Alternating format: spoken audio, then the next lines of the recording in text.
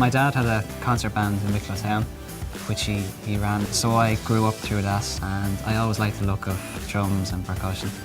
So I started playing and went to the Academy of Music and took lessons with different players. I was freelancing then as a musician, and a job came up here in RT, which I auditioned for. And at the end of that trial, I won a job as the percussionist with the orchestra. The typical day at work, if we had a concert that week, we'll have a rehearsal day the day before. And as a percussionist, we can have so many different percussion instruments that we may have to use.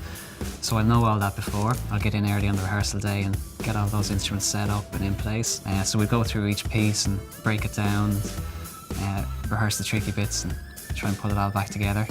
The next day, when we have the concert, we'll get into the venue again. We'll get in a little early, get all our instruments set up, and maybe have a quick run through and a warm up. Then concerts are usually 8 o'clock, so we'll walk out on stage at 8 o'clock and try and put on a good show.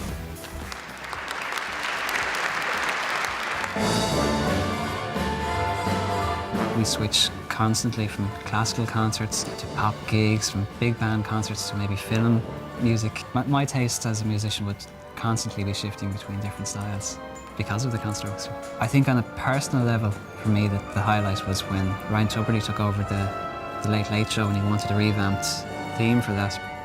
So the concert orchestra recorded that. But myself, my colleague in the percussion section, Daniel Birchie, got to re-record the drum intro. That, for me, growing up, it was the first thing that announced the Late Late Show and was iconic.